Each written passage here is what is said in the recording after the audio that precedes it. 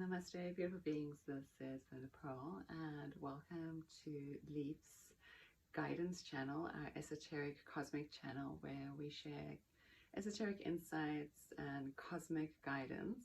So I'll be talking a little bit about the upcoming solar eclipse and Sagittarian new moon. Both are great indications to start new beginnings. So if you were thinking about, a gift for somebody during this time, maybe a diary would be great in terms of just helping them write down their new ideas, or maybe it's for you. I believe in manifestation through pen. So if we write down the things that we truly wish to bring forward, it gives us a little bit of more grounded energy in that as well. Sagittarius always likes to open the door and expand yourself as well. And it's also this midpoint, if you will, between, I guess, now and the Great Conjunction, which actually Saturn is moving into the last degrees of Capricorn. So there's a lot of energy here, and he's been here before as well, before he went retrograde. So we've been through this energy before, but it's this last part where sometimes the shadows are going to be shown. And so it's all about our structures and our foundations and our institutions and organizations, and how that structure is being built underneath of us, but then also moving into this new idea of this expansiveness of the Aquarian age, if you will, this age of Aquarius. Actually, funny enough, I woke up this morning singing, it is the age of Aquarius, so I thought that was quite interesting with what's coming up. So let us do a quick reading on this energy of this Sagittarius new moon, solar eclipse, eclipsing out your life. Like there's a blocking, a shadow that has, this is opportune time for you to really look inside and see what that shadow pieces are inside of you. And they're not necessarily bad. Maybe we label them bad. And so maybe it's a reintegration, refactoring, contemplating if, what are you dealing with? Is there something that needs to come with you? How can you learn the lesson from the experience and then move on with less weight about it, if you will? Hopefully that also makes some sense. So let me take a deck of cards. I'm going to use these light language cards. I've been enjoying using them, especially with this age of Aquarius type of energy coming through.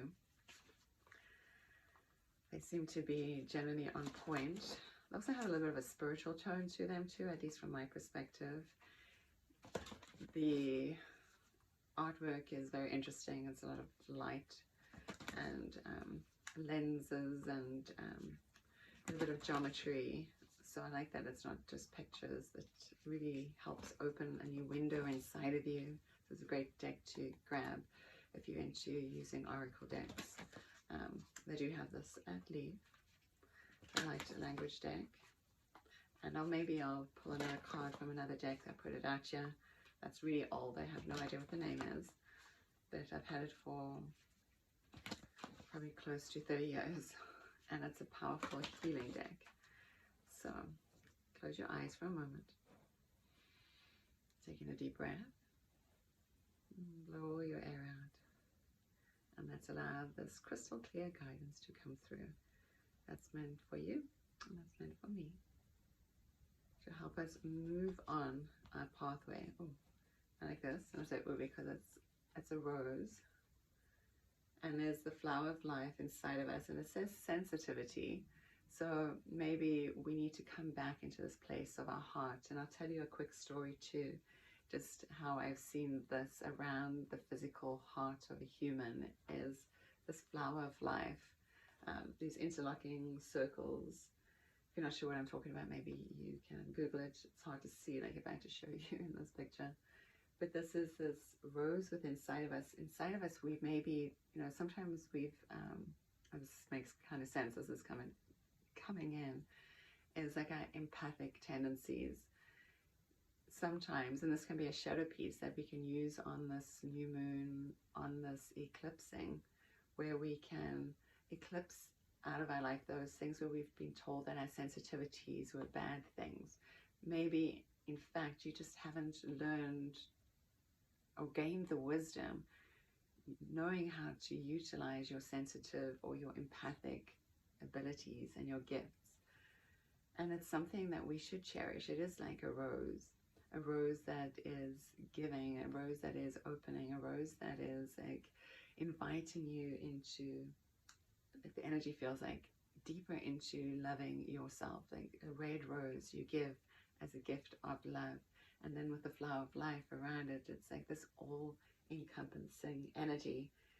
And it's like we meld these fields together, maybe our emotional feeling bodies too, as well as our spiritual bodies, as well as our mental bodies, and we bring it together and we create this, like the energy feels like it's shining out of this yellow light, creates a space for like great courage and confidence to move into a new field of who we are. So maybe we can become more sensitive to our own uniqueness, to our own empathic gifts inside of us, our latent gifts inside of ourselves, and notice what you've always had with you. That's been a gift that has many times risen from your heart, or you've pondered about. Maybe you've always been good at drawing, but you've never given yourself that time. Maybe this is a great time to buy that unlined journal and just sit there and begin your doodling. This way of taking something, or if you feel like you've got penmanship and you should be writing, take a pen, buy yourself a nice pen, buy yourself a nice book to write in, and just start writing love letters to yourself. Maybe this is also something that some of us can do, is write some love letters to ourselves. So it feels like this is a coming inwardly. New moons are generally inward and quiet.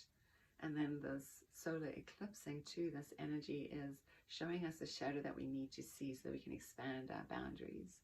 And there's this healing, like a cosmic healing, if you will, that wants to come in. I'm going to take another card just from this deck. So this deck is completely different. It has some stuff just written on the back here. It's like an angel tonic deck, if you will. Like I said, I've had it for a long time, so I don't know where or what they're called. But I find the messages to be always on point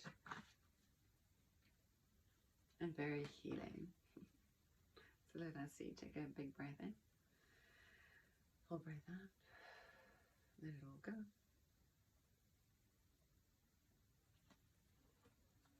Oh, and I like this one. It says Innocence on the back, and it has a dolphin playing. And dolphins are great messengers too, but they remind us of like all our abilities, our playfulness, our ability to jump out the water, to make these amazing sonic sounds. All our friends that we have with it, even though, you know, it's like being supported by your friends, this idea, I have this vision of that, you know, it's like supporting each other in everything that we do. And how we can come to that is by being more playful. So it says innocence, simplification, become a child again, and remember how in the state of grace, everything was beautiful and you really believed in miracles. And I'll leave it at that. Like maybe that's something as we move through this doorway of this new moon, is to be more innocent and playful. The Sagittarius energy has this more innocent, playful, expanded ideas, this inflated ideas, if you will, too, about how the world can be. And then coming into this Aquarian energy, so it's a melding of this too. It's something that's powerful, that's coming for, really coming for us, for you and for me. So let us be playful. Maybe this is a great token, a sign and an omen. Let us come back to our innocence at heart. Hopefully that made some sense, because this kind of works with that card too. Come back to innocence with heart. Our sensitivity as that unique child that we saw all the miracles in the world. It's just joyous.